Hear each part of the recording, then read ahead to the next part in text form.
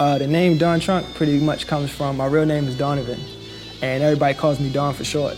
And most people start their business out of the side of their trunk. So I pretty much put Don, my name, and Trunk together and put my business from the trunk. Yeah, Don Trunk is definitely a metaphor, you know what I'm saying? Like, when you're a producer and artist together, you know, you have a lot of roles to play. And you still got to grind out your trunk to show who you are, you know, so it's a big, definitely a big metaphor.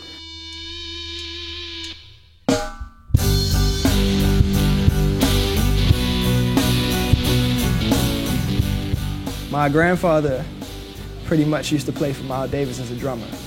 And he had to take care of the family because my grandmother had a lot of children and my grandmother took foster children in. And my grandmother said pretty much, you've got to focus on the family first before you do your music. So he gave up on drumming for Miles Davis and he worried about his family.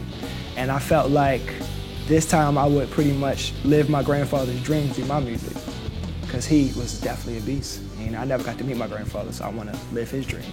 And I feel like everything I do in my life is based upon music, you know, everything I do. And I pretty much wanted to carry the rock for my family through my music. The producer is the brand, pretty much the person who's the creator, the person who sits in there and creates ideas, and the artist is pretty much the face of that producer. So I have to showcase the producer first. I have to showcase his hustle, his grind, what he's become through the years, his downfalls, his setbacks. I have to showcase that first through my art.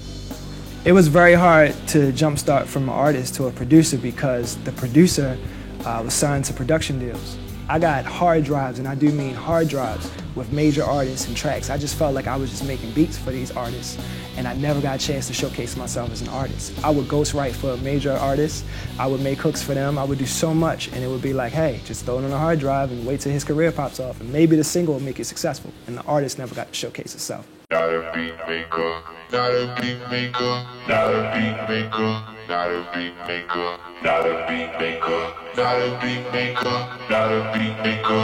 I try to tell him that I'm not a beat maker, not a beat maker, not a beat maker, not a beat maker, not a beat maker, not a beat maker, not a beat maker. I try to tell him that I'm Some of the artists that definitely inspire me. My mother, growing up, played Nina Simone's tape to death. I remember growing up and I would hear The King's Dead by Martin Luther King, and I was born on Martin Luther King's birthday. So to that was a song that showed me what it felt like to write from passion and pain. So Nina Simone's probably one of my biggest, and Marvin Gaye, because you know, Marvin Gaye is just a phenomenal artist. Berry Gordy, just his passion as a producer and a business owner. Smokey Robinson for just being one of the best producers of all time. And Quincy Jones for showcasing what it is to be an artist and a producer. I respect Quincy Jones. I respect anybody pretty much that was a founding father, what I want to become. I respect them. I want to work with artists that pretty much know who they are and know their purpose in life. I don't want to work with the Mixtape King or the Dope Boy of the Year. I have worked with them. You can pretty much check it out, and I'm not proud of that work. I want to work with artists that pretty much have an identity and have a reason for being in existence. I definitely see me being as good as, at the top, like Quincy Jones. I don't want to disrespect nobody. Kanye West. I definitely see myself in those lights. Being around these people and meeting these people and seeing I have similar traits to them is like, yo, I'm destined. Not a beat maker, not a beat maker, not a beat maker, not a beat maker, not a beat maker, not a beat maker, not a beat maker.